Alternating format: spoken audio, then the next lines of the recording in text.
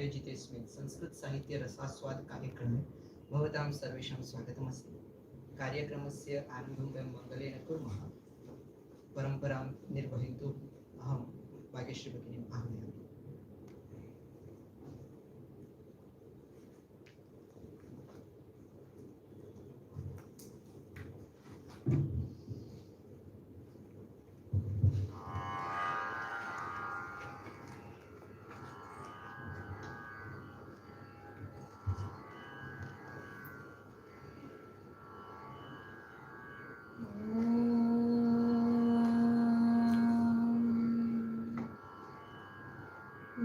मूषिकवाहन मोदकहस्त चामरकर्णविलम्बितसूत्र वामनरूप महेश्वरपुत्र विघ्नविनायक पादनमस्ते। सरस्वती महाभागे विद्ये कमललोचने विद्यारूपे विशालाक्षी विद्यां देहि नमोस्तुते विद्यां देहि नमोस्तुते विद्यां देहि नमोस्तुते।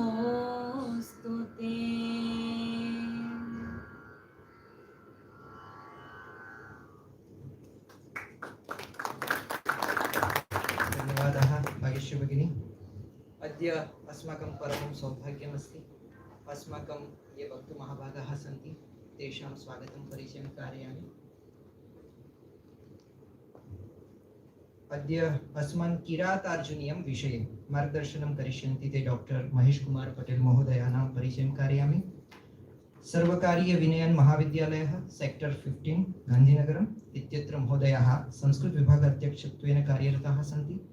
सर्वकारस्य अनुज्ञया finishing school and OSD Sandhan knowledge consortium of Gujarat अर्थात KCG तथा च गुजरात राज्यस्य उच्च शिक्षण विभागः इत्यादीनि संस्थानानि महोदयानां सेवां स्वीकुर्वन्ति। MA पदवीं प्राप्य डॉक्टर वसंत कुमार भट्ट महोदयानां मार्गदर्शने मत्स्यपुराणना निर्वचनम् इत्यस्मिन् विषये PhD पदवीमपि महोदयैः सम्प्राप्ता वर्तते। महोदयानां 20 वर्षाणाम् अध्यापनकाले 45 शोधपत्राणि लिखितानि सन्ति। 27 शोधपत्राणि प्रतिष्ठितसामयिकेषु प्रकाशितानि वर्तन्ते। 18 पुस्तकानां सम्पादनकार्यं महोदयैः कृतं वर्तते। बहुत्र महोदयानां विद्वद्व्याख्यानानि भवन्ति। महोदयानां शोधपत्रत्रयाय तु राज्यस्तरीयाः विश्वविद्यालयस्तरीयाः च पुरस्काराः सम्प्राप्ताः सन्ति। वीरनर्मद दक्षिण गुजरात यूनिवर्सिटी, IITE गांधीनगरम, board of study, children university, Shri Somnath Sanskrit university, Baba Saheb Ambedkar open university इत्यादि संस्थानेषु सदस्याः महोदयाः सदस्याः PhD निर्णायकाः परीक्षकाः इत्यादिभिः रूपैः सेवां प्रयच्छन्तः सन्ति। श्री बृहत् गुजरात संस्कृत परिषदि मंत्री रूपेण गुजरात राज्य संस्कृत अध्यापक मंडले कोषाध्यक्षत्वेन तथा च गुजरात राज्य पाठ्यपुस्तक मंडले संस्कृत पुस्तकानां समीक्षकत्वेन परामर्शकत्वेन महोदयानां सेवा प्रकल्पाः जायमानाः सन्ति। अध्यापनेन सह व्यवस्थापने अपि निपुणाः सन्ति तथा च पूर्वेपि अस्यां व्याख्यानमालायां प्रतिमानाटकस्य रसास्वादनं कारितवन्तः। तेषां डॉक्टर महेश कुमार पटेल महोदयानां स्वागतं कर्तुम् अहं संस्कृत विद्या प्रतिष्ठानं ट्रस्ट इत्यस्य न्यासी श्री भावना राहुल महोदयां प्रार्थयामि। वयं करतलध्वनिना महोदयानां स्वागतं करिष्यामः।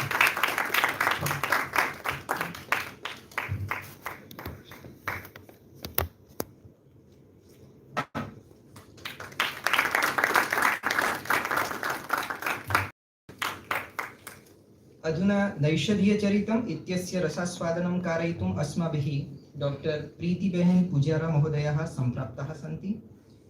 संस्कृत, गुजराती, हिंदी, इंग्लिश भाषा चतुष्टयस्य कवयित्रीरूपेण महोदयाः प्रसिद्धाः सन्ति। विरंगाम स्थिते DCM विनयन महाविद्यालये सहायक प्राध्यापिकारूपेण महोदयाः कार्यरताः सन्ति। MS विश्वविद्यालये BA तथा MA कक्षयोः महोदयाः सुवर्णपदकेन समुत्तीर्णाः सञ्जाताः। अर्वाचीन संस्कृत साहित्ये महोदयाः PhD पदवीमपि प्राप्तवत्यः। महोदयानां काव्यानि विविध पत्रिकासु प्रकाशितानि भवन्ति। देहली स्थित संस्कृत साहित्य अकादमीतः नवोदित कवयित्रीरूपेण प्रथम पुरस्कारेण सम्मानिताः सन्ति। महोदयानां संग्रहत्रयं प्रकाशितं वर्तते, यथा कृष्णशतकं, कथालतिका तथा च बालगीतमञ्जरी इति।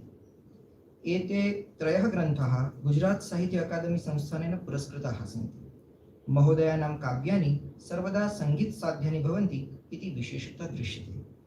कोविड-19 इत्यस्य उपरि लिखिता कविता उत्तर प्रदेश स्थित डिवाइन फेथ फेलोशिप सोसाइटी संस्थानेन प्रथम पुरस्कारेण पुरस्कृता वर्तते।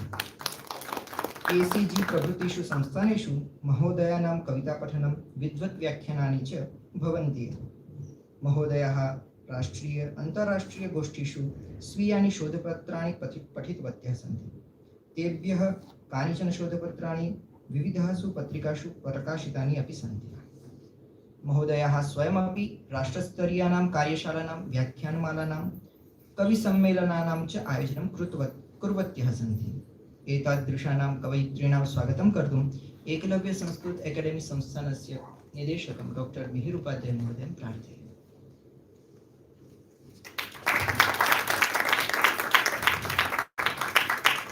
सम्प्रति संस्थान प्रवृत्तीनां परिचयं कारयितुं डॉक्टर मिहिर महोदयः प्रार्थ्यते। सर्वेभ्यः नमस्कारः, सर्वेषां हार्दं स्वागतं। परमादरणीयाः डॉक्टर महेश पटेल महाभागाः, परमादरणीया प्रीति महोदया एवं च परमादरणीया भावना भगिनी, भवन्तः सर्वेपि श्रोतारः, सर्वेषां हार्दं स्वागतमस्ति। अस्माकं लक्ष्यमस्ति संस्कृत भाषायाः प्रचारः। अब जब संस्कृत भाषा का प्रचार होता है तो संस्कृत भाषा शिक्षण की बात आती है। अब जब संस्कृत भाषा शिक्षण की बात आती है तो संस्कृत साहित्य की भी बात आती है। तो ये संस्कृत साहित्य रसास्वाद माला का आरंभ कहाँ से हुआ, इसी मूल विचार से षष्ठी विभक्ति पढ़ाते पढ़ाते अगर किरातार्जुनीयम का कोई एक आध श्लोक याद आ गया तो अध्यापक का तो स्वभाव है, वो बोल देगा। अब जो जिज्ञासु है वो पूछेंगे अब इसके बारे में बताइए सर। लेकिन उस समय भाषा शिक्षण का जो उपक्रम है वो केंद्र बिंदु है, तो हम बोलते हैं बाद में। अब बाद की बात तो आती नहीं है हमारी, तो हमने सोचा ऐसे जो ज्ञान पिपासु छात्र है, जो विविध क्षेत्र में कार्यरत है, उनके लिए कुछ करना चाहिए। और उसी उपक्रम में संस्कृत साहित्य रसास्वाद व्याख्यान माला आरंभ था। अभी संस्कृत साहित्य रसास्वाद मालम का 2 उपक्रम चल रहा है, एक ऑनलाइन और दूसरा ऑफलाइन। कोविड के बाद ये 2 परिकल्पनाएं हुई है। ऑनलाइन सेशंस, उसमें पुराण व्याख्यान माला 18 पुराणों का उपक्रम बहुत सुंदरतया चल रहा है।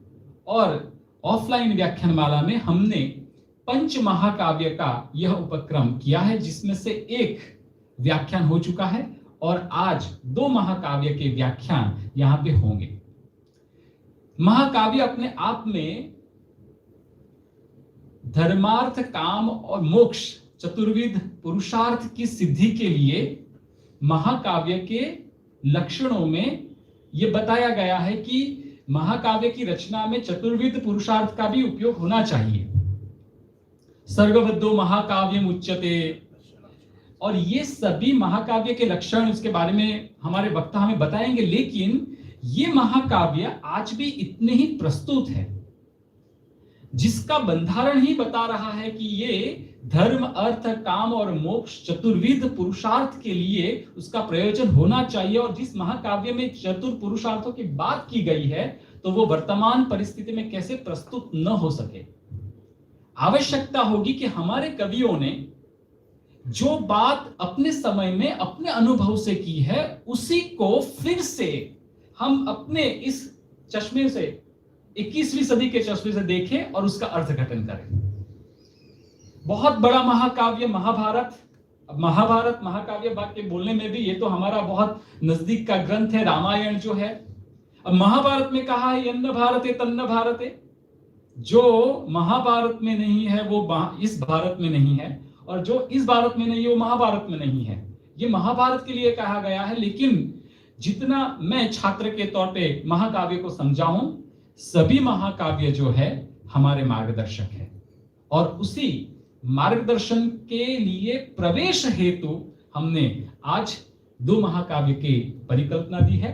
तो हम अधिकम समयं न स्वीकरोमि, परमादरणीयम् अहं महेश पटेल महोदयम् अत्र आह्वयामि यत् किरातार्जुन्यं प्रसिद्धं महाकाव्यं तस्य रसास्वादं कारयतु। धन्यवादः, आप सभी का धन्यवाद। श्रोतृरूपेण भवन्तः उपस्थिताः, तन्निमित्तं ऋणं स्वीकरोमि। धन्यवादः।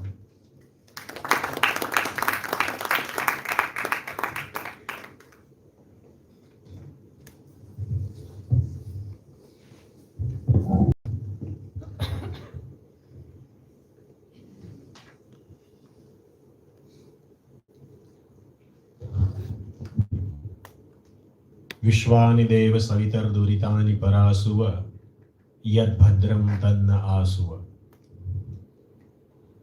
आज के इस परिषद के हमारी अग्रजा और कार्यकर्त्री भावना भगिनी, जो बड़े भद्र भाव से और भव्य भक्ति भाव से यह साहित्य के यज्ञ में सतत आहुति रूप आहुति दे रही है, और ये हमारा जो कर्मठ महनीय मिहिर भाई है वो तो हमारे मित्रवर्य है, लेकिन उनका भी ये जो यज्ञ है वो सातत्यपूर्ण और साध्यंत चलने वाला संस्कृत यज्ञ है। और आप सभी सत्वशील, आपका ये जो मोटो है क्रिया सिद्धि सत्वे भवति, तो सत्व कहाँ है? पूरे अहमदाबाद में कितने लोग हैं, लेकिन सत्वशाली, संस्कृत अनुरागी, साहित्य प्रेमी और कुछ संस्कृत वांछु यहाँ पर उपस्थित है। तो इसके लिए आप सबको प्रणाम करते हुए मैं आपके पास किरातार्जुनीयम लेके आ रहा हूँ।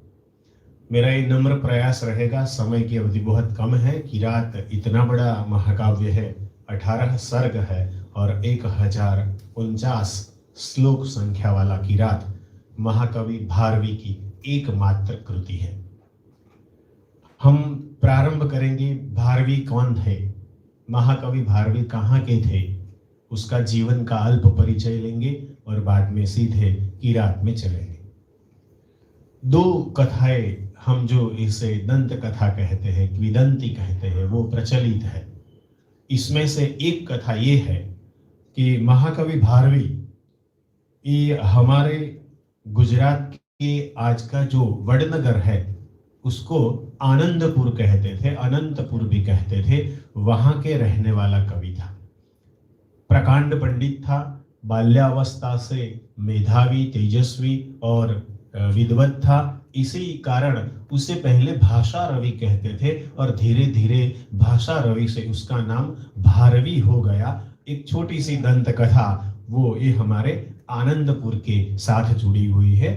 इसीलिए हमें थोड़ा गौरव और गर्व भी होना चाहिए कि भारवी कहीं ना कहीं हमारा कोई गुजराती भी है।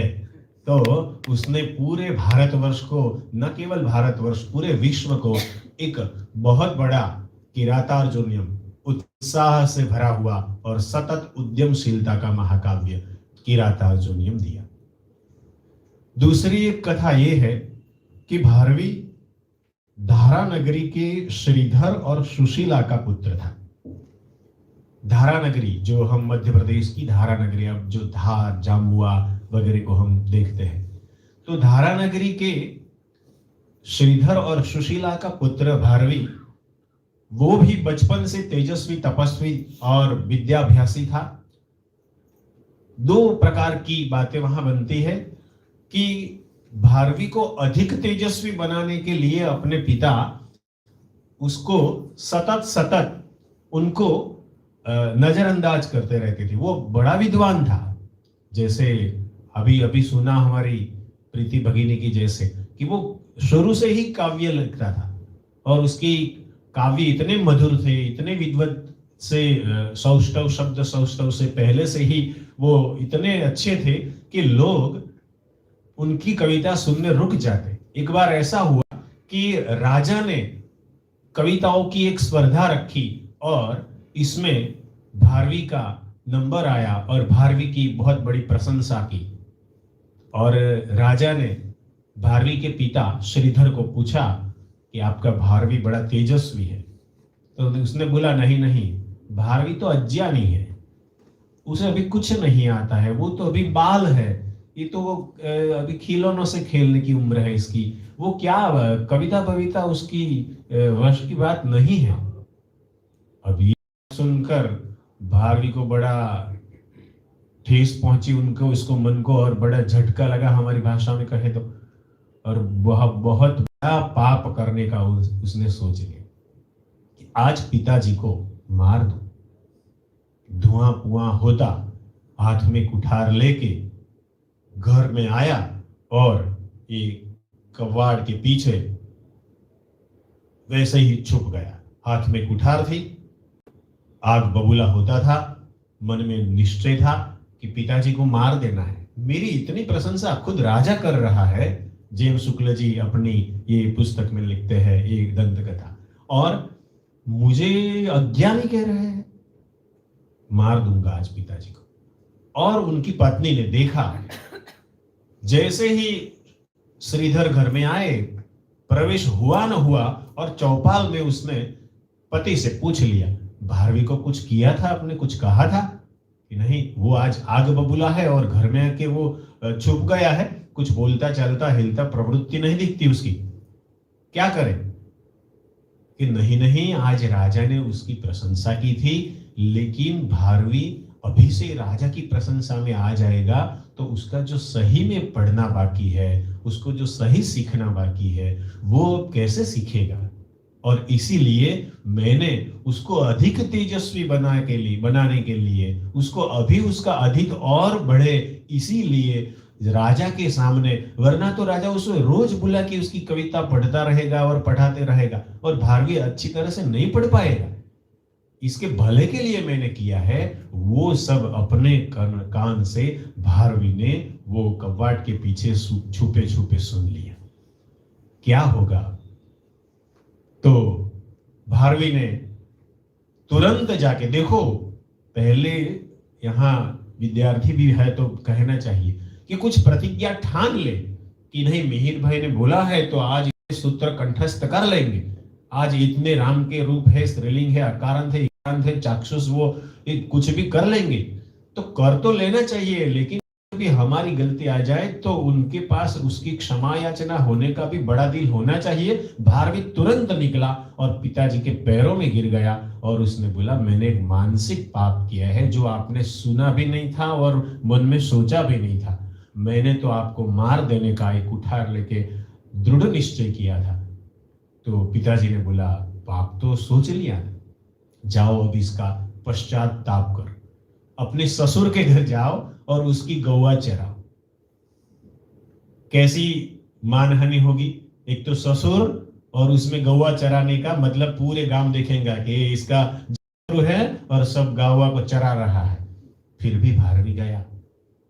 उसकी पत्नी का नाम रसिका था।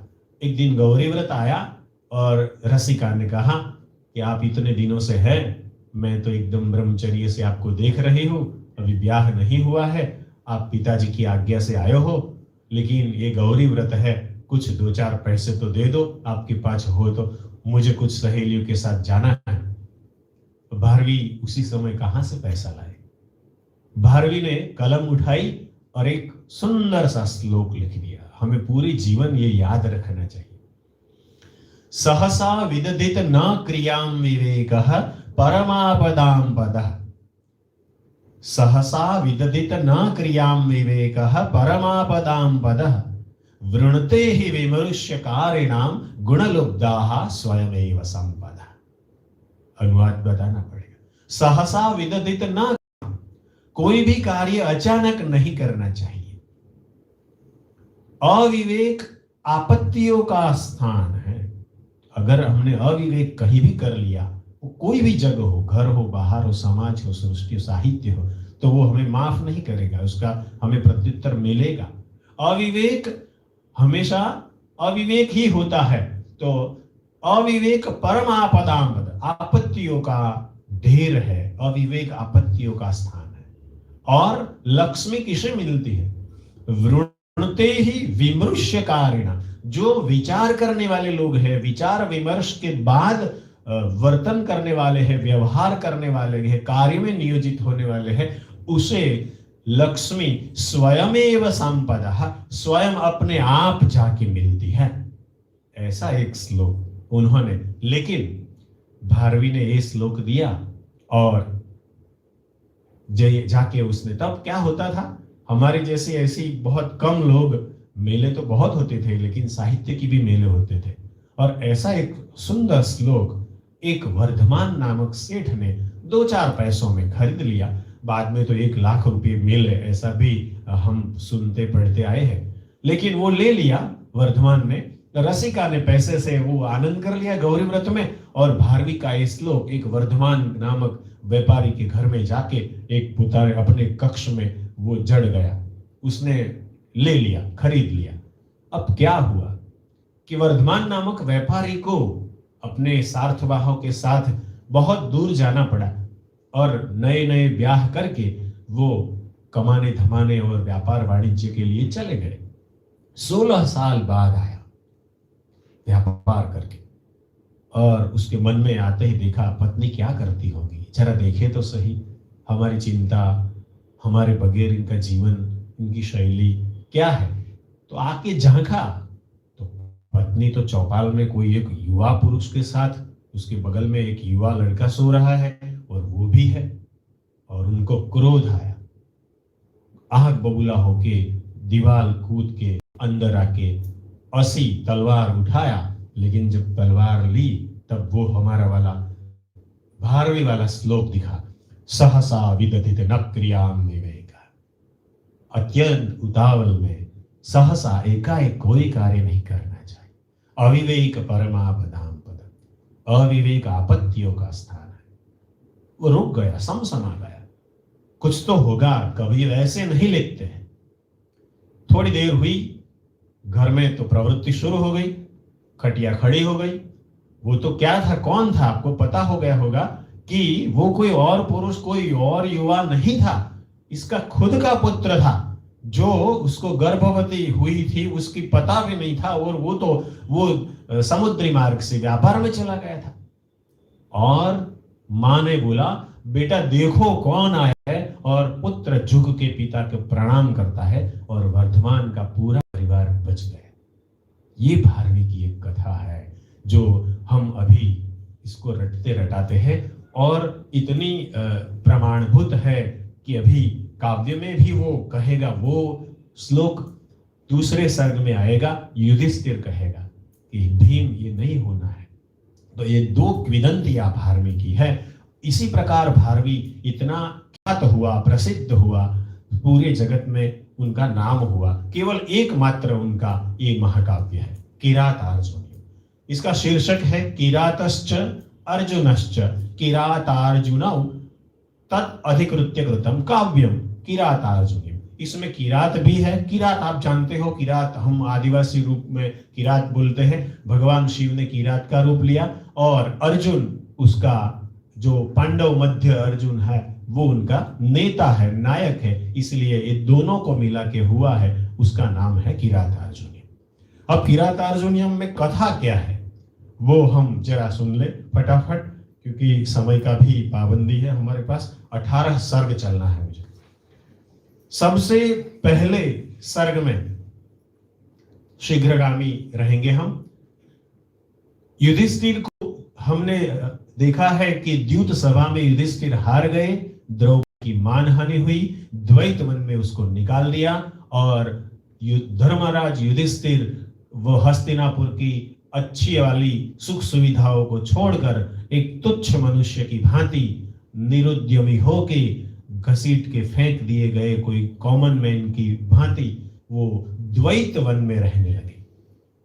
लेकिन उनके मन में ऐसा था कि वो जो दुर्योधन है वो वक्र है, जिह्म है, छली है, प्रपंची है, ये प्रजा उनको माफ नहीं करेगी, प्रजा उसका सुनेगी नहीं और प्रजा में वो प्रिय नहीं बन पाएगा। तो जरा देखते हैं दुर्योधन क्या कर रहा है। तो वो एक वनेचर को भेजते हैं कि जाके देखो कि ये दुर्योधन का राज्य कैसा चल रहा है। वनेचर द्वैत वन से जाता है, देखकर वापस आता है, वहां से हमारा काव्य शुरू होता है। और उनका पहला जो श्लोक है किरातार्जुनीयम का प्रारंभ श्री शब्द से होता है। श्री का दो अर्थ होता है, एक शोभा भी होता है और एक लक्ष्मी भी होता है। और किरातार्जुनीयम का लक्ष्य क्या है? लक्ष्मी प्राप्त करने का। सीधे सीधी लक्ष्मी नहीं, पाशुपतास्त्र अर्जुन को प्राप्त करना है। और वो पाशुपतास्त्र प्राप्त करने के बाद क्या होगा? तो कौरव के प्रति जीत होगी। जीत के बाद क्या मिलने वाला है? तो यह हस्तिनापुर मिलने वाला है। अंत में क्या हुआ? तो अभी मिहिर भाई ने बताया वैसा धर्म, अर्थ, काम और मोक्ष, इन चारों में से अर्थ नाम के पुरुषार्थ की सिद्धि यहाँ पर होने वाली है। ये इनका लक्ष्य है। तो अब युधिष्ठिर के पास आके वनेचर कहता है, आप जो कहते थे वो बिल्कुल गलत है। हम अनुजीवियों से कि आप प्रभवः न वंचनीयाः, अनुजीवी बिहि प्रभवः न वंचनीयाः। हम अनुजीवी है और राजा चार चक्षु वाले होना चाहिए, उनके जासूस भी उनके चक्षु होने चाहिए। तो हम अनुजीवी आपके पास जो कहेंगे वो सत्य कहेंगे।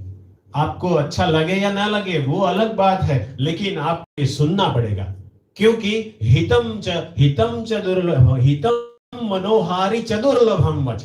हितकारक भी हो और मन को भा जाए ऐसी भी हो, ऐसी वाणी दुर्लभ होती है, सभी जगह नहीं होती है। इसलिए आप सुनो, उनके राज्य में न्याय व्यवस्था अच्छी है, राजाएं उनकी आज्ञा मानते हैं। सिरोधार्य मस्तक पर जैसे हम माला पहनते हैं, इसी प्रकार उनकी आज्ञा सभी राजा एकदम आज्ञांकित होते वो पालते हैं। समय समय पर यज्ञ होता है, रुग्णालय भी अच्छी तरह से चलते हैं, न्यायालय भी चल रहा है, प्रजा अच्छी तरह से जीवन जी रही है, पृथ्वी धन धान्य दे रही है, बारिश भी समय समय पर हो रही है, कुछ भी इधर उधर नहीं है, सब कुछ अच्छी तरह से चल रहा है। लेकिन जब जब आप पांडवों का नाम आता है, युधिष्ठिर, अर्जुन और भीम की बात आती है, तब दुर्योधन आग बबूला हो जाता है। वो अंत से मतलब हृदय से आपका हितकारी नहीं है, अंतः से वो आपका शत्रु है, आपका वैरी है, आपको कभी भी हानि पहुंचा सकता है। इसलिए ये जागने का समय है, बैठने का समय नहीं है। मैंने मेरी बात बता दी, मेरा कर्तव्य पूर्ण हुआ, मैं अब चलता हूं, ऐसा कह के वनेचर वहां से मुक्त हुआ, चला गया। ये बात लेकर युधिष्ठिर अब अपने भाइयों के और द्रौपदी के कक्ष में आए और वहां आके उन्होंने बताया कि वनेचर ने आके तो यह बताया। तब द्रौपदी तुरंत पहले गुस्से हो गई। देखो, महाभारत की द्रौपदी नहीं है, ये भारवी की द्रौपदी है। बड़े विवेक से, बड़ी शालीनता से, बड़े धर्म प्रियता से उन्होंने बोला, हे पंडित वर्य, आप ये बात देखना, जब जब मैं इस शब्दों का चयन मेरा नहीं है, भारवी का है, भारवेर अर्थ गौरवम, उपमा कालिदासस्य भारवेर अर्थ गौरवम, दंडिनः पदलालित्यम, माघे संति त्रयः गुणा। ये माघ भी थोड़ी देर बाद में आएगा। कालिदास आपने पढ़ लिया एक महाकाव्य, और भारवी के अर्थ गौरव को हम पद पद पर सुनेंगे। जो जो शब्द वो बोलेंगे इसमें एक बड़ी व्यंजना है। वो वृकोदर बोलेंगे तो भी व्यंजना है, वो धनंजय बोलेंगे तो भी व्यंजना है, वो पृथा तनुज बोलेंगे तब भी व्यंजना है। एक एक शब्द में उसका अर्थ गौरव इसने भर भर दिया है। अब ये छात्र है तो बोलना पड़ेगा, ये अर्थ गौरव बड़ी बड़ी क्या चीज है, अर्थ गौरव क्या है?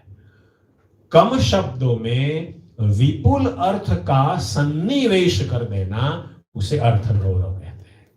बहुत कम शब्द, और ये शब्द भी कैसा होना चाहिए कि वो इस प्रसंग के अनुरूप होना चाहिए, इस व्यक्ति के इस कर्म के अनुरूप होना चाहिए, इसके जो दिए गए नाम है इसके अनुरूप होना चाहिए, और उसी घटना के अनुरूप, और समाज इनमें से कुछ सीख ले, इसी 4 प्रकार की प्रवृत्तियां इनमें हो, तब अर्थ गौरव को हम न्याय दे सकते हैं। और भारवी ने ये साद्यंत पूरे महाकाव्य में किया। युधिष्ठिर ने बताया और द्रौपदी जी ने वहां बड़ी शालीनता से बोल दिया, हे पंडितवर्य, मैं आपको क्या सीख दूं? आप पंडित को मैं भला क्यों बताऊं? लेकिन विचित्र रूपा खलु चित्तवृत्तयः, आपकी चित्तवृत्तियों को क्या हो गया है? आप क्यों ऐसे निरुद्यमी होके बैठ रहे हो? क्योंकि अमर्ष शून्येन जनेन जंतुना न विद्विषादरः न हेत हाद आर्जवः, मतलब जो राजा के पास मर्ष नहीं है, मर्ष मतलब थोड़ा भी गुस्सा होना चाहिए, जो गुस्से बिना वैसे ठंडा घार है, उस राजा फिर प्रिय हो या शत्रु हो, इसके प्रति प्रजा का कोई प्रतिभाव नहीं होता है। अमर्ष शून्य राजा ज्यादा समय नहीं टिक सकता है। इसीलिए आपको ये सब छोड़ देना चाहिए, आपको ये सब छोड़ के, आपको ये सब छोड़ के अब उद्यमी होना चाहिए। क्योंकि आप जानते हो कि ये वृकोदर, देखो ये वृकोदर शब्द में अर्थ गौरव है। ये वृकोदर जिनका उदर वृक जैसा था, वो वृकोदर किसी को भी खा जाए, वो आज रेणु रूषित है। उनके पैर देखो ये धूल में मिल रहे हैं। जो धनंजय वहां जाके पूरा धन को ले आता था, आहरण करता था, इसीलिए इसका नाम धनंजय था। आज वो वल्कल ला रहा है, जंगल में क्या कर रहा है? तो हमारे वल्कल, पहनने के वल्कल ला रहा है। तुमने निरुद्यमी होके इन भाइयों की और हम सब की क्या अवस्था कर दी है? आपकी अवस्था देखो, आप क्या थे? एक बार सुबह में जब आप जागते थे तब वो वैतालिक आते थे और मृदंग और बहुत बड़े बड़े कर्ण मधुर प्रिय वाजिंत्रों से आप जगते थे। आज शिवा यानी भेड़ियों की कर्कश आवाज से आप जाग रहे हो और हिलबिला उठे हो। तो आप जाग जाओ, आप ये सब छोड़ो और उद्यम करो। धैर्य से युधिष्ठिर ने ये बात सुन ली, कोई भी शब्द नहीं किया और उनकी बात में सर्ग दूसरा शुरू हो जाता है। अब भीम इसमें और बात पुरता है कि द्रौपदी की बात, पांचाली की बात सही है। पांचाली शब्द भी यहां पर एप्रोप्रिएट है। केवल वो द्रौपदी नहीं है, वो हम सबकी भी पत्नी है, तो इसकी बात सही है। क्यों? क्योंकि तुम ऐसा मानते हो कि बैठे रहने से, समय पालन से, समय बीत जाने के बाद हम साथ सब राजा हमके देंगे और हम जीत जाएंगे, ऐसा नहीं होगा। ये भुक्त भोगी बहुला है, दुर्योधन भुक्त भोगी है। इतने दिन राजपाट भुगतने के बाद भला वो आपको आसानी से राज्य दे देगा? नहीं हो सकता है ऐसा। वो छली है, छद्मवेशी है, क्रूर है, अंतः से घातकी है और हमारा शाश्वत शत्रु है। वो कभी हमको वैसे राज्य देने वाला नहीं है। इसीलिए हे भ्राता, आप जाग जाओ। और वहां पर वो बोलता है कि आप पंच नय का प्रयास कीजिए। पंच नय क्या है? हमें आज के जमाने में, मिहिर भाई ने बोला ना, ये महाकाव्य शाश्वत कुछ देने वाले हैं, तो इनमें से एक चीज हमें सीख लेनी चाहिए। ये पंच नय, आरंभ करो, पुरुषार्थ करो, विचार करो, प्रतिकार करो और फल सिद्धि पाओ। ये पंच नय है। हाँ, ये पंच नय भारवी जी बोल रहे हैं। और कौन, किसके मुख से बुला रहे हैं? भीम, जिसे तो हम क्या बोलते थे? खाते थे, पीते थे, लड़ते थे, झगड़ते थे। ऐसा भीम नहीं है, ये बुद्धिनिष्ठ भीम है। ये राजपुरुष वाली बानी जिसमें आई है वैसा भीम है। और पंचमई की बात करता है कि हे पितृतुल्य ज्येष्ठ भ्राता, आप अब आरंभ करो, पुरुषार्थ करो। कहीं रुक जाए तो विचार करो, विमर्श करो, प्रतिकार करो और फल प्राप्ति में जा जाओ। इस सब को सुनने के बाद युधिष्ठिर ने कहा कि आप दोनों की बात बिल्कुल सही है, लेकिन सहसा विदधित न क्रियाम विवेकः परमापदाम पदः। पुनः ये श्लोक दूसरे सर्ग में 30वें नंबर पे आ गया और वहां उन्होंने बताया कि हम पांडव है, हम सत्यनिष्ठ है, हम पांडु पुत्र है। ऐसे समय को उल्लंघ कर हम सहसा एकाएक कुछ नहीं कर पाएंगे। और जो जिह्वा है, वक्र है, छली है, वो कभी नहीं बदलेगा। आज वो भले प्रजा में प्रिय हो, कल प्रजा उनसे पहचान जाएगी। आप धैर्य रखो। न तितिक्षा सममस्ति साधन। तितिक्षा मतलब सहनशीलता। कभी कभी समय को गंवाना चाहिए, समय की प्रतीक्षा करनी चाहिए। आज ही आम का पेड़ बोया है और परसों आम नहीं हो सकती है। इसी प्रकार हमें तितिक्षा का आश्रय लेना होगा। और दूसरी बात तो ये भी है कि आप जो कह रहे हो कि ये जल्दी पंचनई का प्रयोग करो, लेकिन एक न एक दिन सभी राजाओं उनको पहचान जाएगा।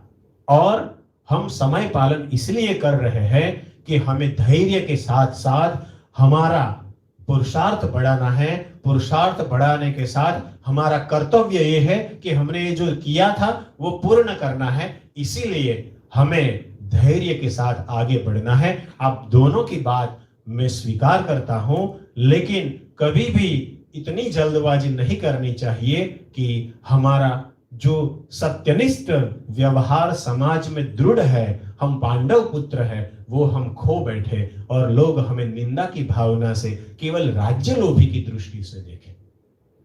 वहां दूसरा सर्ग पूरा हो जाता है और दूसरे सर्ग के अंतिम श्लोक में महर्षि व्यास जी वहां आ जाते हैं। आके व्यास जी बैठते हैं। बिल्कुल अचानक अभी यहाँ कोई व्यास जी आए और बैठे और सब हम उनका स्वागत करें, वैसे स्वागत कर दिया। व्यास जी ने बोला, थोड़ी स्पीड करना होगा, कि व्यास जी ने कहा कि द्रौपदी और भीम की बात बिल्कुल सही है। हमें समय गंवाना नहीं है, हमें उद्यमशील बनना है, क्योंकि सेना बहुत बड़ी है, शत्रु बड़ा प्रबल है, उनके पास 3 ऐसे महारथी है, शाश्वत काल अजेय भीष्म है। देखो ये शब्द गौरव है, अर्थ गौरव है। शाश्वत काल अजेय भीष्म उनके पास है, प्रलयाग्नि जैसे द्रोण है और मृत्युंजयी कर्ण है। ये तीनों शब्द देखो आप, ये तीनों को हराना बड़ी कठिन बात है। वैसे शत्रुओं से मतलब हम लड़ रहे थे, ऐसे शत्रु अब दुर्योधन के पास नहीं है। ये बड़े पराक्रमी शत्रु है और उनके पास बहुत बड़ा राजाओं का समर्थन है। तो हमें भगवान शिव की आराधना करनी चाहिए और आराधना करने के बाद हमें कुछ पाशुपतास्त्र प्राप्त करना होगा। उन्हीं की मदद से हमें शत्रुओं की सेनाओं को, प्रबलता को हटाएंगे, मार गिराएंगे और हमारा विजय श्री को प्राप्त करने का लक्ष्य पूर्ण होगा। इतना कहकर व्यास जी वहां से विदा लेते हैं। जाते जाते कहते हैं कि मैं एक यक्ष भेजूंगा, वो आएगा और अर्जुन को लेके हिमालय के इंद्रकील पर्वत पर ले जाएगा। वहां उसे बड़े यम नियम पराकाष्ठा से भगवान शिव की आराधना करनी होगी और वहां वो उनके आराधना के बाद भगवान शिव से पाशुपतास्त्र, पाशुपत का अस्त्र, इसे हम पाशुपतास्त्र कहते हैं, वो प्राप्त करेगा और उनके पाशुपतास्त्र से ही हम ये दुर्योधन और कौरव सेना पर विजय प्राप्त कर सकते हैं। व्यास जी गए, गुह्यक नाम का यक्ष उपस्थित हुआ, वो लेके अब चला अर्जुन को, क्योंकि अब तो लक्ष्य निश्चित है, तय है। अब विदाई होने वाली है। द्रौपदी को छोड़ने को और द्रौपदी को, अर्जुन को छोड़ने को, वहां बहुत सारे श्लोक मीर भाई ऐसे इतना बड़ा है, 3 घंटे तक तो मैं आपको अच्छी तरह से पढ़ाऊं, इतना सामर्थ्य किरात में है और मैंने थोड़ा पढ़ा है, ऐसा कह सकते हैं। छात्र हूं अभी तो, फिर भी 3 घंटे तक श्लोक साथ पढ़ना है तो आप पढ़ सकते हो, इतना बड़ा महाकाव्य है और आप हिल भी नहीं पाओ, ऐसा एक पूरा फिल्म शो है।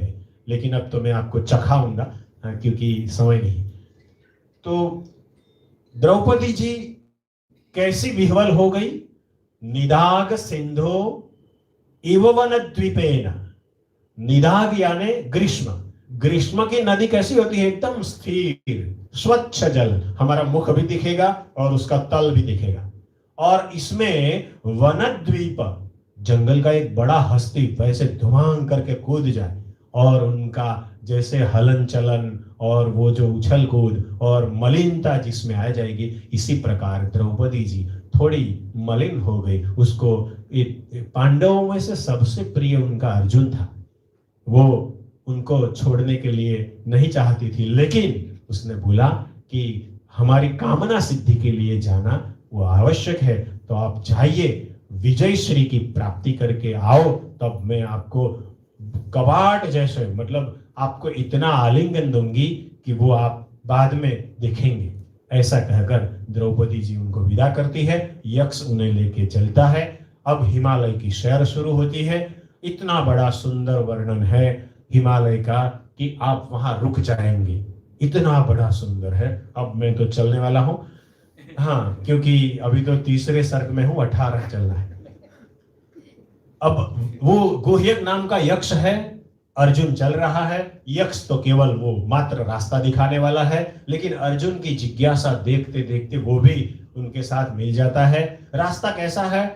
तो अभी 12वीं शुरू कर देता है कि भी जो शाली धान्य है, जिसे डांगर गुजराती में, शाली धान्य के बहुत बड़े खेत है, खेतों में बहुत बड़े कुटुंब कबीले रह रहे हैं। इसमें एक उन्नत कुच वाली, बड़े बड़े नितंब वाली, अपने शरीर सौष्ठव से आकृति की इतनी बड़ी आकर्षक जो गोपांगनाएं हैं, कृषिवल की पत्नी आए हैं, उनको देख के अर्जुन आश्चर्य में पड़ गया कि अरे ये गोपांगनाएं हैं या देवांगनाएं हैं।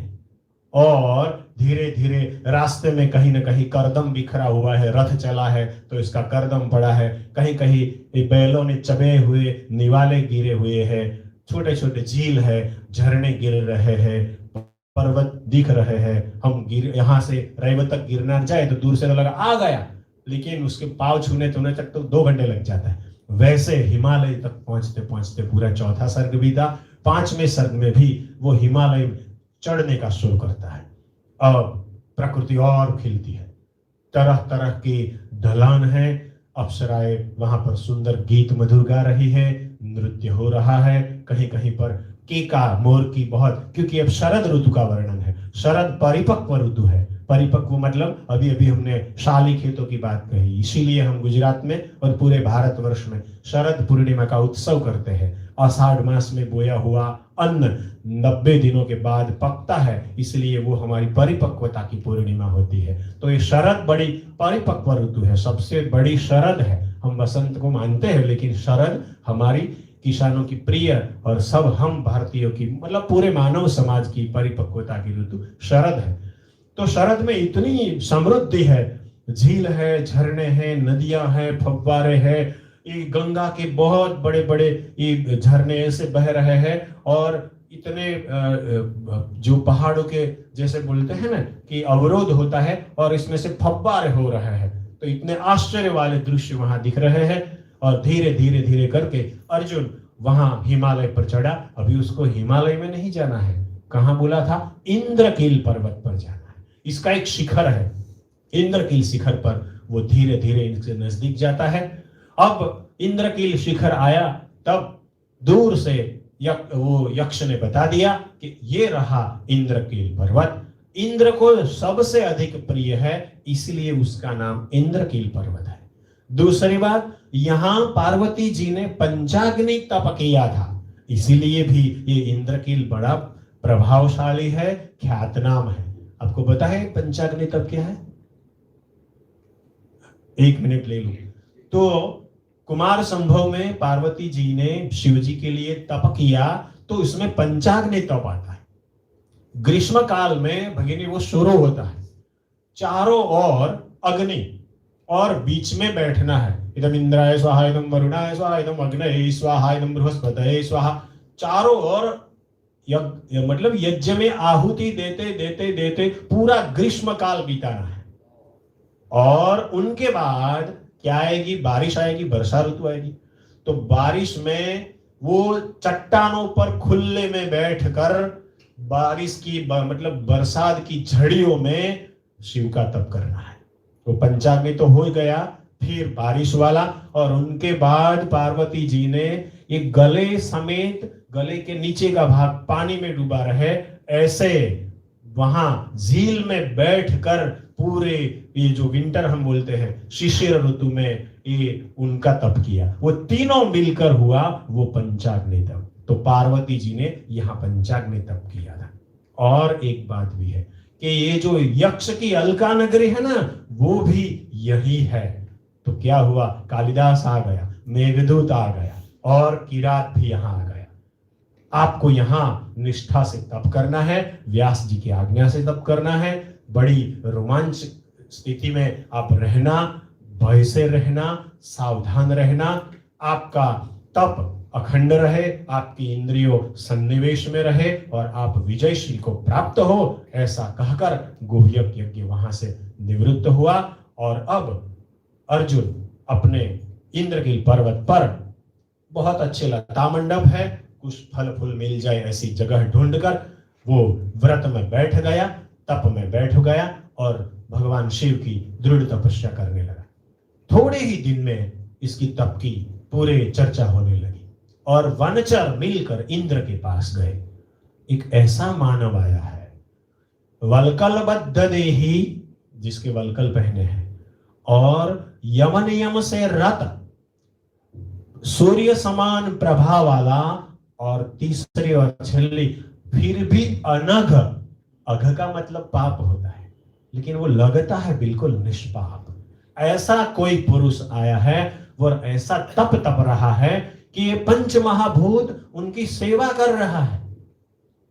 और इंद्र ने तुरंत ही आज्ञा की कि चलो अप्सराओं को बुलाओ, गंधर्वों को बुलाओ। इंद्र ने अप्सराओं और गंधर्वों को बुलाया। अप्सराओं और गंधर्वों को बुला के कहा कि संसार में आप जैसा कोई अमोघ शस्त्र नहीं है, जो कभी किसी को हरा न पाया हो, जो कहीं भी दूर जाना हो तो जा न सका हो, बड़ा सूक्ष्म हो और कोई वश नहीं हुआ आज तक, ऐसा भी नहीं है। तो आप होते हुए ये कोई अर्जुन नाम का योद्धा तप रहा है, आप शीघ्र जाए और उसके तप में बाधा डालें। और वहां धारवी जी बहुत इतनी छोटी छोटी बातें बोलते हैं कि जब अधिकारी लोग ये समूह के सामने उनके कर्मचारियों की प्रशंसा करें तो वो हर्षित होते हैं। एक बहुत बड़ा एक छोटा सा लाइन इसने बोला है कि हाँ, संभावना ही अधिकृतस्य तनोति तेजः। संभावना, प्रशंसा, संभावना ही अधिकृतस्य तनोति तेजः। हमारे अधिकारी गण हो, हमारे मंत्री श्री वगैरह हो और हमारी एक बार पीठ थपथपा दे तो हमारे रोम रोम बढ़ जाते हैं, भाई अभी और निष्ठा से काम करना है वगैरह वगैरह। तो ऐसे हर्षित पुलकित होती हुई देवांगनाएं अब स्वर्ग में से 7वां स्वर्ग में अवतरण करती है।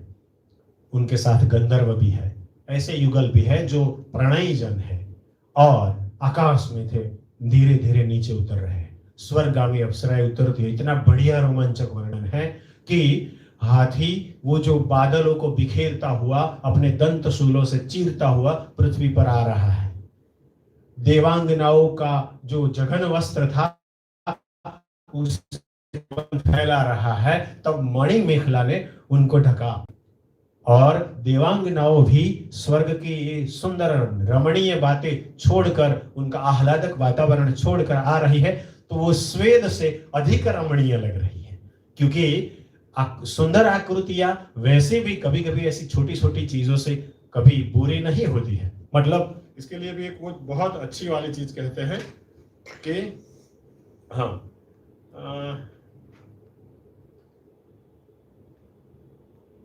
जाने देते हैं कि इन शॉर्ट रम्याणाम, जो रमणीय लोग हैं उनकी छोटी सी विकृति भी और रमणीय होती है। अब अप्सराएं इंद्रकील पर्वत पर आ गई है। इंद्रकील पर्वत पर आकर वो रहने लगी। आते ही वो गंधर्वों ने अपना एक और नगर खड़ा कर दिया कि वो तो स्वर्गीय लोग हैं, यहाँ तो उनको अच्छा नहीं लगेगा। जो हाथी उनके साथ आए थे, वो जो स्वर्ग के गज थे, वो यहाँ आके वो हमारे इंद्रकील में बसे हुए गजों का मद वाला पानी नहीं पीते थे, क्योंकि इसमें तो ये वन गज की गंध आती थी, उसका मद था।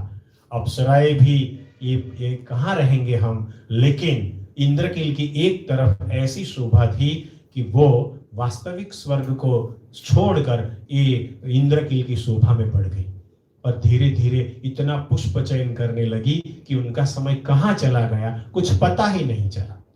पुष्प चयन में तो ऐसे ऐसे श्रृंगारिक दृश्य उसने खड़े किए हैं कि एक प्रियतम ने, गंधर्व ने अपनी दयिता को अपनी सपत्नी के नाम से पुकार दिया। देखो अब क्या होगा, तो बड़ा झमेला हो गया और वो अश्रुपूर्ण होके वो भूमि को उतरने लगी।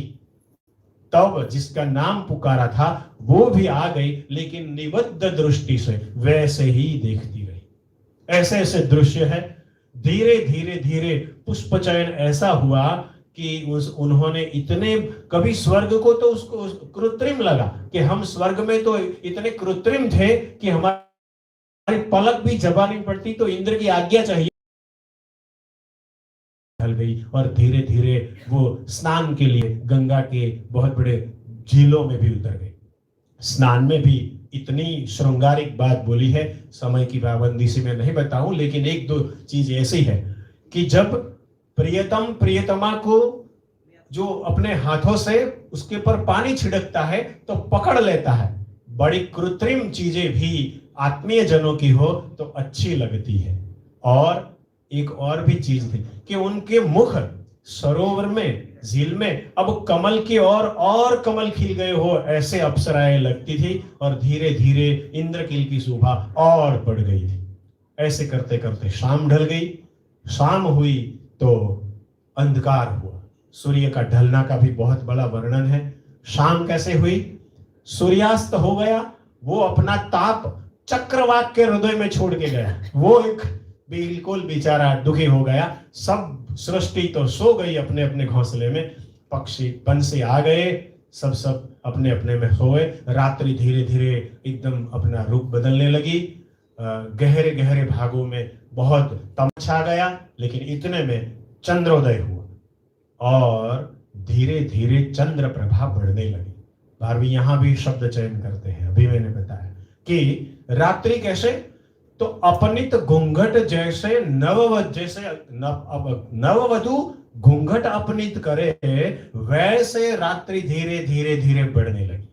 और थोड़ी ही देर में, घंटे 2 घंटे में तो वो कमनीय कांता बन गई। कैसी बन गई, कमनीय कांता। और इस कांता के साथ अनंग, देखो कामदेव नहीं बोला है यहाँ, मनमथ नहीं बोला है, मनसीज नहीं बोला है, अनंग बोला है। क्योंकि जिसका अंग नहीं है वो अनंग, हम सब में पड़ा है, दिखाते नहीं है। तो अनंग धनु लेके आ गया और पूरे वन में विचरण करने लगा। एक दूसरे से अब धीरे धीरे धीरे ये अप्सरागण प्रणय में छाने लगे। इतना प्रणय रोमांचक हुआ, इतना प्रणय रोमांचक हुआ कि रात्रि कहाँ बीत गई उनको पता ही नहीं चला। धीरे धीरे रात हुई। अब रात में एक तरफ रात्रि, दूसरी तरफ अप्सरागण, एक तरफ यौवन मद और तीसरा मधु मद भी इसमें भरा। मधु का भी भारवी जी ने बहुत अच्छा वर्णन किया है। मधुपान किया अप्सराओं और गंधर्वों ने। कैसे किया, तो कि पहले स्वयं पिया, फिर प्रियतम ने आग्रह से पिलाया, फिर एक पात्र में पिया और अंत में तो आप अतिशयोक्ति है यहां पर कि मुख से पिया। क्या बात होगा, मधुपान कैसा होगा, कितना जबरदस्त मधुपान और रात्रि ऐसे पूर्ण हो गई कि वैतालिकों ने जब गान किया तब उनको रात्रि छोटी लगी। अब क्या है, आए थे क्यों? इंद्र ने भेजा है, अब अर्जुन का तप भंग करना है। चले अर्जुन के पास। अर्जुन बैठा था, किसी ने हंस चाल चली, गजगामिनी की होके चली, किसी ने अपना वस्त्र सरकाया, किसी ने पुष्प चयन किया, किसी ने प्रियतम को बुलाया, किसी ने अर्जुन के पास जाके बड़े बड़े इशारे किए, किसी ने तो उनको टिक टिक कर देखा, किसी ने तो इतना गौर से देखा, फिर भी अर्जुन के पास तो कुछ असर नहीं हुआ। मैंने फिर से आप 2 शब्द बताता हूं कि ये अप्सराएं चली, तब भारवी लिखता है कि अब पृथा तनुज के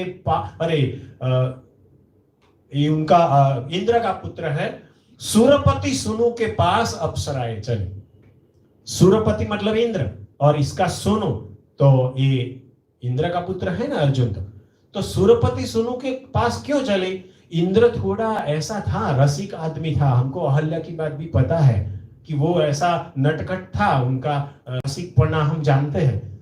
तो शायद अर्जुन में ऐसा कोई लव आ जाए और इसमें भी प्रणय चेष्टा जाग जाए, तो शायद इसका तपभंग हो सकता है, इसलिए उनको सूरपति सुनु कहा।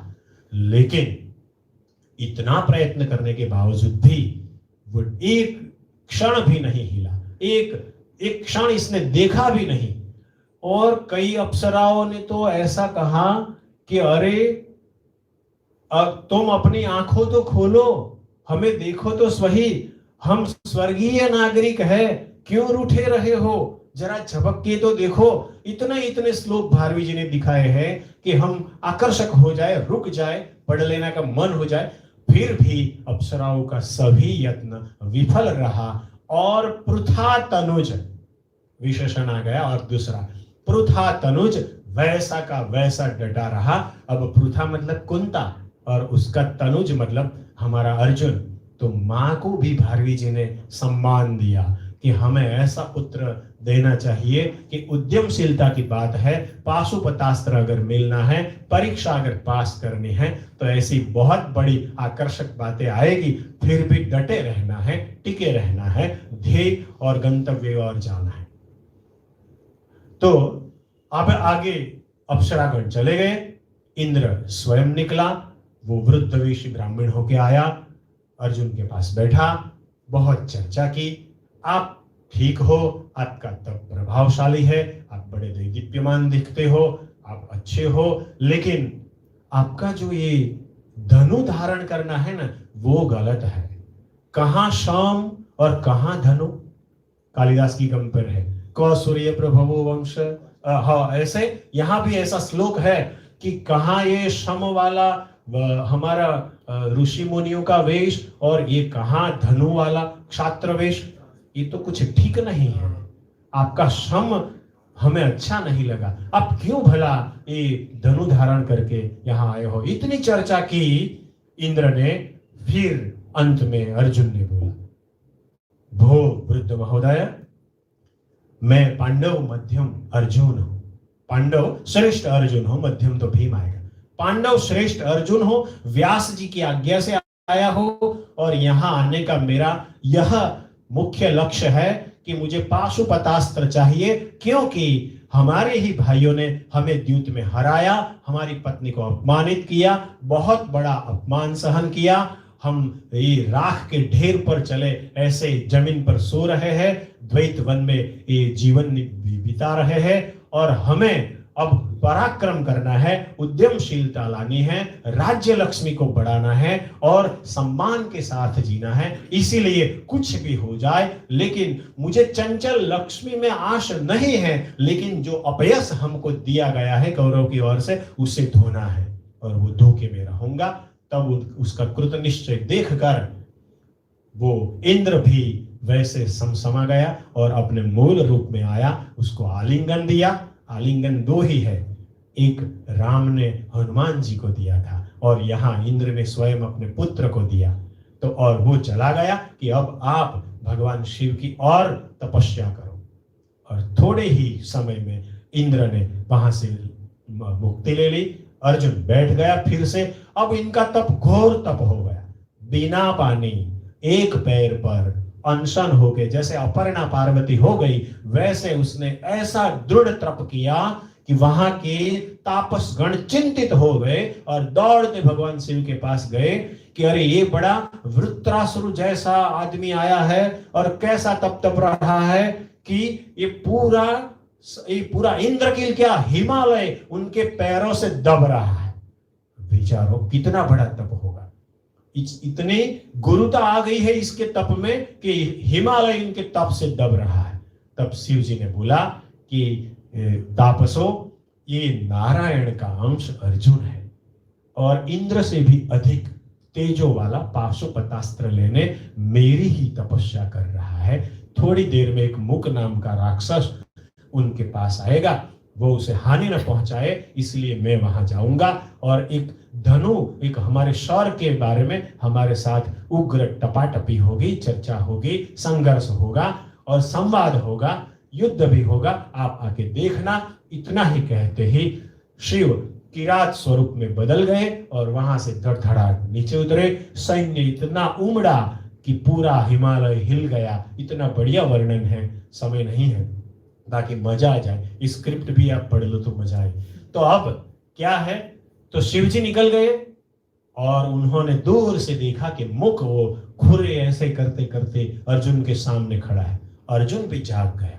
इतनों दिनों से हरिण मेरी तपस्या से पास में आके ये चरते थे, कोई प्राणी ऐसा हिंसक नहीं देखा मैंने। ये कोई मायावी है, कोई विकृति है, कोई राक्षस है, या तो कोई मेरा या भीम का विरोधी है। 3 4 5 विचार इनके मन में आ गए कि ये शायद तो मैंने खांडवन बार वो जला दिया था, वो अश्वसेन तो नहीं होगा, कोई भीम का विरोधी तो नहीं, अरे दुर्योधन ने तो नहीं भेजा होगा। जो भी हो, अराति भंगम तुरंत वहां लगा। अरा मतलब शत्रु को तुरंत शमन कर दे। अब वो बाण लेके, धनुष लेके शुरू हो गया। और दूसरी ओर से शिवजी, आपको पता है अर्जुन बाण अपनी प्रत्यंचा पर चढ़ाए, उनसे पहले तो शिवजी ने वो मुख पर अपना पिनाक धनुष से शर छोड़ दिया और जैसे मकर नदी में प्रवेश कर जाए वैसे बाण उनके शरीर से आर पार निकल के वो जमीन में जड़ गया। और दूसरा बाण जो लगा वो अर्जुन का लगा। अब बाण लेने अर्जुन उतरा, इतने में तो शिव जी के पास से एक अनुचर आया, वो दोनों मिल गए। अनुचर और दोनों के बीच वो बाण हमारा है, इसी बारे में थोड़ा संघर्ष शुरू हो गया। वो अर्जुन को कहता है कि भाई आपका वेश अच्छा है, आप तपस्वी लगते हो, बद्धवलकली लगते हो, लेकिन ये जो हमारे स्वामी का बाण है वो आप ले लो, वो तो कृतज्ञता है, ये अच्छी बात नहीं है।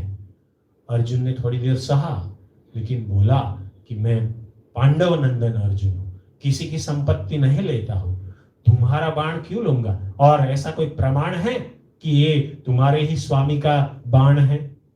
ऐसा और इतना धमकाया बाद में तो वनचर को, अनुचर को, कि आप अगर यहां से नहीं हिले तो जैसे जो सर्प के सिर पर मणि होता है और उसको लेने वालों की जो स्थिति होती है वैसी स्थिति एक ही बाण में कर दूंगा, चले जाओ, भाग जाओ। और दौड़ता भागता वो अनुचर शिव जी के पास गया।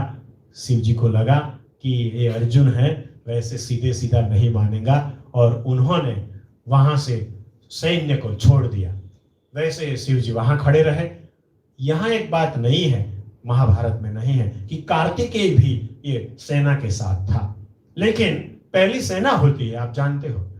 तो सेना को ऐसी सागर जैसी उमड़ती सेना को देखकर अर्जुन ने ऐसे बाण चलाए कि तुरंत ही सभी सेना बीच में ही वो एकदम लड़खड़ा गई, गिर गई और चारों ओर वर्तुलाकार भाग गई। इतनी भागी कि कार्तिकेय को उनको समझाना पड़ा, अरे रुको रुको, हम सामान्य जन नहीं हैं, हम शिव के अनुयायी हैं, हम देवगण हैं, हम अमर जन हैं, रुको भाई रुको, कुछ भी करो। लेकिन वो उनको अर्जुन ने ऐसे बाण चलाए कि वो भाग खड़े हुए। अब शिव जी को आना पड़ा। और बीच में थोड़ी एक बात ये भी बता दूं कि भारवी जी ने 15वां सर्ग जो है ना, वहां पर मैं पहुंच गया हूं अभी। एक श्लोक है हमारे संस्कृत साहित्य में, मिहिर भाई और प्रीति बहन हमारी भावना भगिनी जानती है। एक ही वर्ण है और पूरा श्लोक है, ननो नुन्नो नुन्नो नो, नाना नाना नना ननु। और आगे की बात है, बड़ी मजा आएगी आपको। ननो नुन्नो नुन्नो नो, नाना नाना नना नना, नुन्ने नो। एक पंक्ति मुझे दूसरी स्मरण में नहीं आ रही है, अभी पढ़ लेते हैं कि किस प्रकार भारवी एक ही शब्द में कैसे, हाँ, ननो न नुन्नो नुन्नो नो, नाना नाना नना नना, नुन्नो नुन्नो ननुन्ने नो, नाने ना नुन्न नुन्न नुत। ये तो ऊपर से गया, हाँ, इसमें समझने का कुछ है ही नहीं। फिर भी मैं समझा दूं कि कार्तिकेय ऐसा कहता है, नाना आनना, हे बहुत भिन्न भिन्न मुख वाले लोग, नाना आनना, क्या करना है? उन्नो नान, जो न्यून बल वाला है उससे डरे, वो मनुष्य पुरुष नहीं है।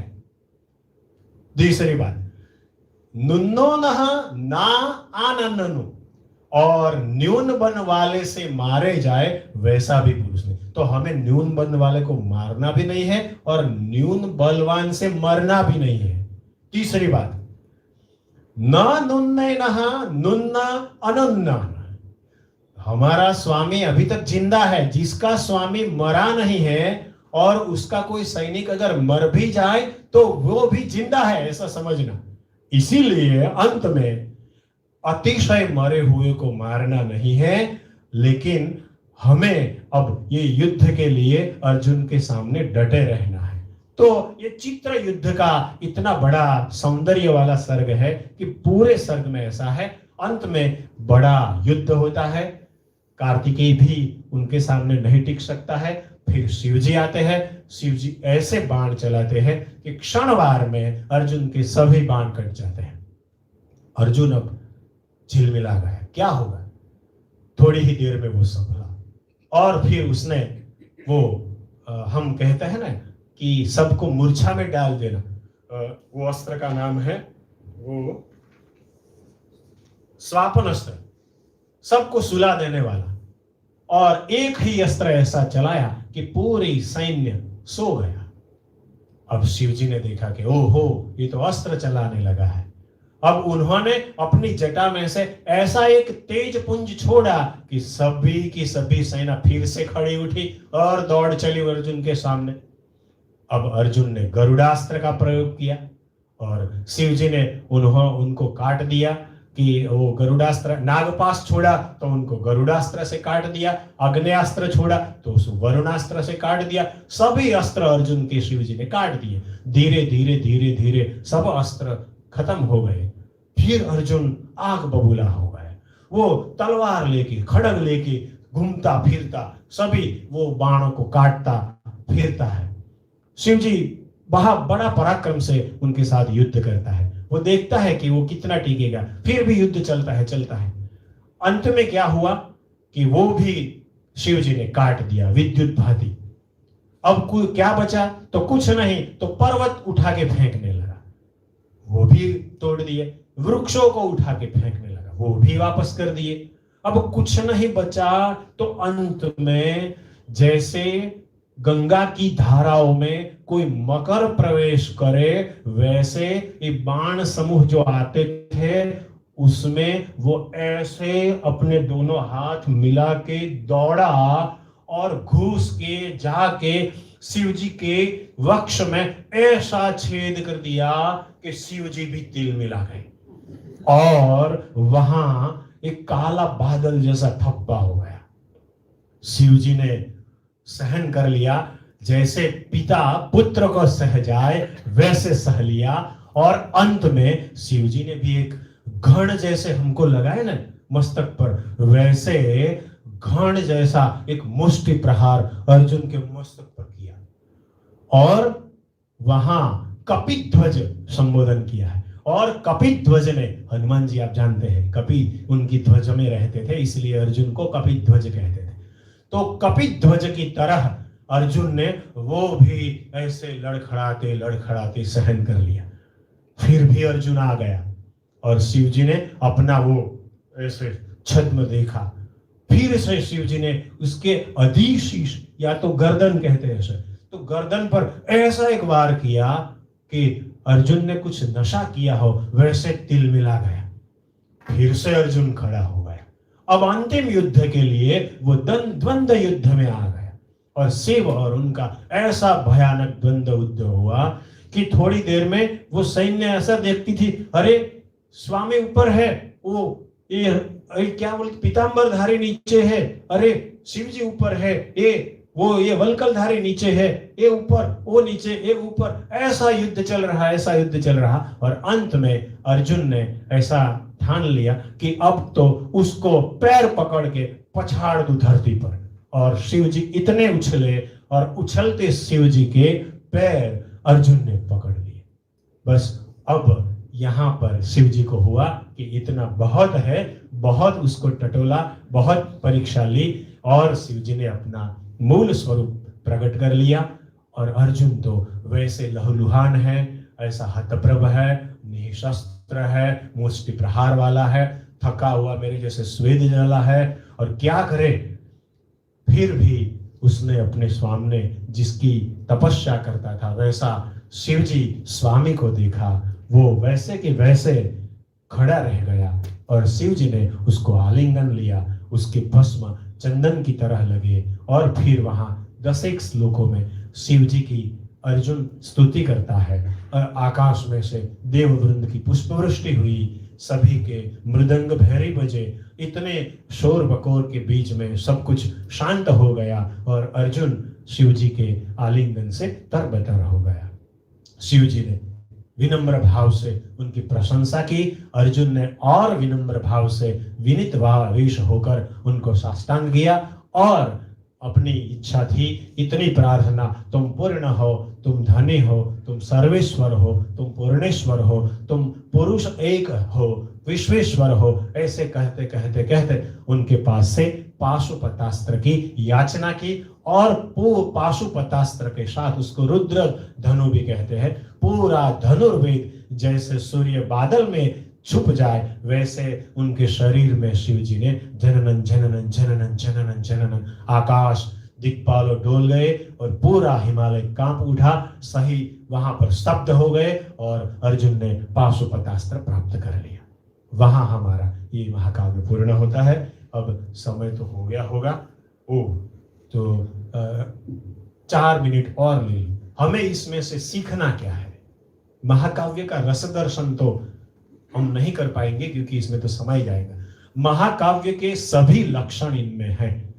सर्ग है 18, वर्णन है, इसमें शीर्षक यथार्थ है, इसमें रस पहले से अंत तक मतलब साध्यंत वीर रस से भरपूर एक काव्य है। इसमें श्रृंगार वगैरह गौण रस है लेकिन वीर रस है और इसका परम लक्ष्य है अर्थ प्राप्ति।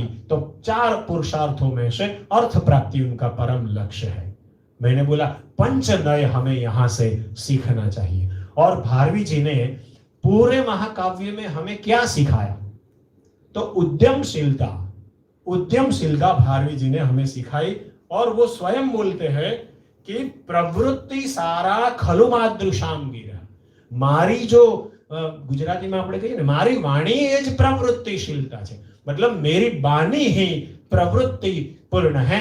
मनुष्य को प्रवृत्तिमय रहना चाहिए। और इसमें थोड़ी चीजें बता दूं।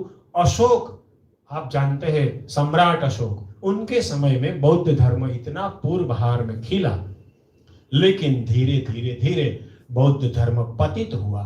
पतित तो हुआ और पतन की कगार पर आकर खड़ा रह गया। तब पहले हमारे कालिदास और दूसरे ये हमारे भारवी, ऐसे 2 उद्यमशील कवि आए कि जिन्होंने संसार में और साहित्य में कर्मण्यवाधिकारस्ते की बात, उद्यमशीलता की बात, कर्मठता की बात, कार्यपरायणता की बात सभी में डाली और इसी महाकाव्यों के साथ डाली।